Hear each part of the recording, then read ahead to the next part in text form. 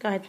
As stated earlier, I came out when I was 15 years old on December 31st, which was New Year's Eve, and I was watching a Degrassi episode, and there was one closeted homosexual and straight guy, and the straight guy was teaching the closeted homosexual how to box, and the straight guy puts his hand out, and while he did that, the homosexual man went in for a kiss. And during that moment, I had an anxiety attack and a panic attack, to the extent where I walked very briskly down my mother's first floor, and I couldn't breathe at all, and it got to the point where I couldn't breathe, so I went into my mom's downstairs bathroom and stood on the toilet and gasped for air, because I could not breathe at all, and I had to go tell my mom. I couldn't help it. I just had this panic attack, and I had to tell somebody, so I went into my mom's room, and I said, "Mom, I have something to tell you, I'm gay." And she told me that, I'm going through a phase, and that, no, I'm not kind of thing, and just go get some sleep, which I have the best mom ever. She's perfect. She's the most supportive person,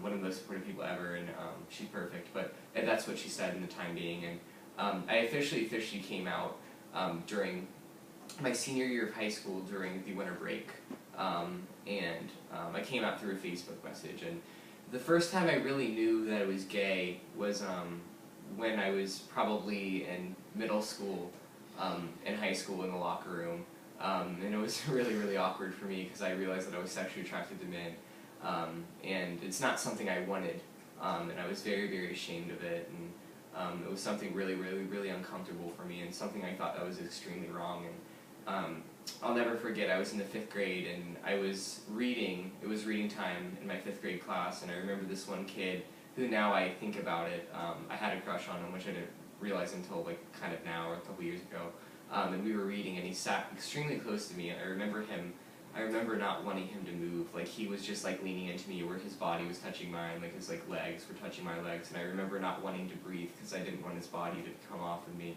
because I just loved the feeling, and I had butterflies and stuff like that. But that was the first time, when I think about it, I didn't know I was gay back then, but that was the first indication of me being gay, and just in the locker room of my junior and high school, or my middle school and high school years. And after I came out in high school, it was extremely rough for me. It was the hardest thing I've ever done, and I went through some really deep religious stigma, and I became extremely suicidal, and I became extremely depressed, just because I thought that I was inadequate, and that I wasn't enough for who I am. And I had one kid in particular, named Andrew Pendleton, who told me that I wasn't enough, and that I needed to pray, and there were processes for me to become straight, because that was the way that God would truly love me, and that I needed to change to satisfy what God wanted for me, because apparently God loves conditionally.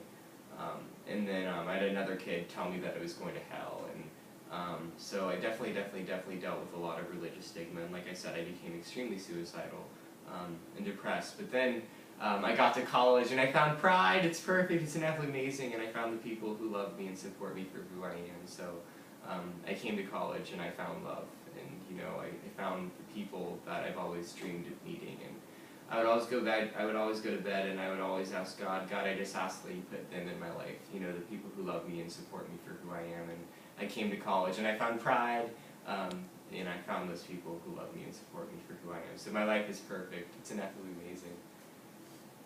Good. Yep.